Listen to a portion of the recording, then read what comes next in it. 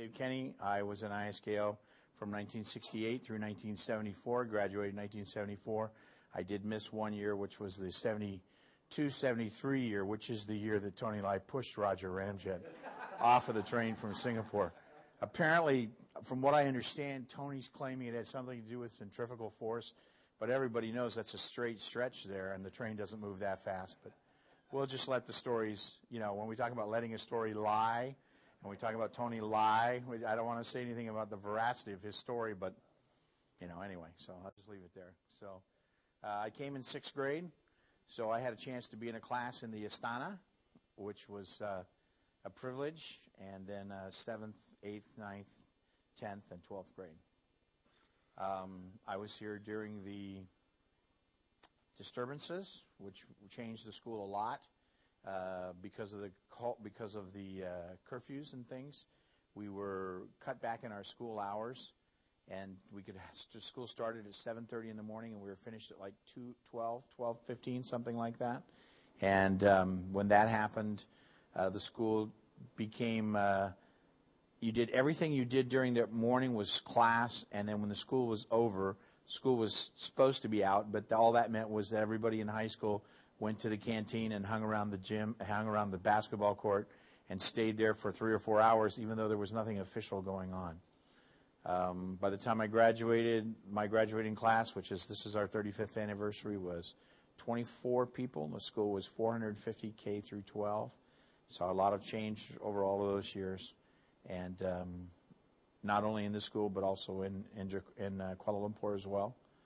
And in the school, went from when I first came, the senior class did not study in class. They were taking correspondence courses under supervision of teachers, and they didn't have to wear uniforms. And over the years, all of the classes actually became taught, and that's pretty much it. So, you got any questions? How old are you? Where'd you come from?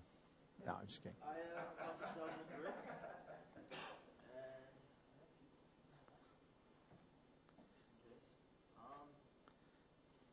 What does ISKL mean to you? Well, it was the place where I was educated. It taught me that it's not so much important what kind of facilities you had, because the facilities that we had, although it sounds very glamorous to be in a palace of the former Sultan of Selangor, it was an old wooden building that was falling down, and yet we got a pretty good education. We got a pretty good education in spite of having some extraordinarily poor teachers. But it was an interesting time in history. All through 68 through 74, there were a lot of things going on in this part of the world. We spent endless hours arguing about dominoes, whether they would fall or not, and arguing about all those different things, and that was interesting. I think the biggest thing I got out of it was a sense of being a part of a whole bigger world. And like some of the others have said, when we're together with people who are either our former ISKL people or other people who grew up like us, that's the only time you really feel at home, because you're together with people who are like you and understand you. But although being a third culture adult now, being a third culture person, you are never 100% at home anywhere, but by the same token, you're a little bit at home everywhere. So you lose that sense of solidity that somebody gets when they grow up and are raised in one place, but you gain a sense of commonness with every place you ever live. So it's a good trade-off.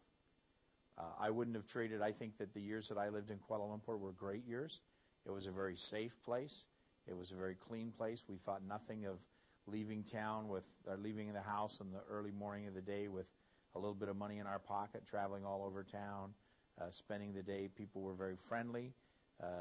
Being an American, people were very friendly to me. I never felt any hostility at all, even during the years in '69, during the disturbances in May and things like that. So from that perspective, it was really good. And like Tony said, it was really hard when I went back to the States. People couldn't relate to where I'd been or what I'd been, and most people didn't even know what Malaysia was. And so you just, after a while, you learn not to talk about it because they don't understand. So. Now you live in Jakarta? I live in Jakarta. Yeah, I've been there for. Yeah, well, ISKL wasn't the first place I lived overseas. My parents went to the Philippines when I was 2 years old. So my earliest memories are not of the United States. But I've lived all my life outside the United States. I'm 52. I've lived 14 years in the States. And so for me, the world is my, yeah, I don't want to sound like a cliche, but my home is in Jakarta, but I feel very much at home here. I feel at home in Manila, and I feel at home in the States, too. Though I have to admit, the biggest problem I had was going back to the States and adjusting to being in America and living in America, and I didn't do that until I was almost 30 years old. So I went to the States. As soon as I finished college, I went back overseas. Every now and then I go back to the States and still felt like I didn't belong. I went back overseas. And finally, when I was a little bit older, then I was in the States, and I learned how to adjust and feel like I was there and feel comfortable there. So I feel comfortable there now. But I feel very at home anywhere in Asia.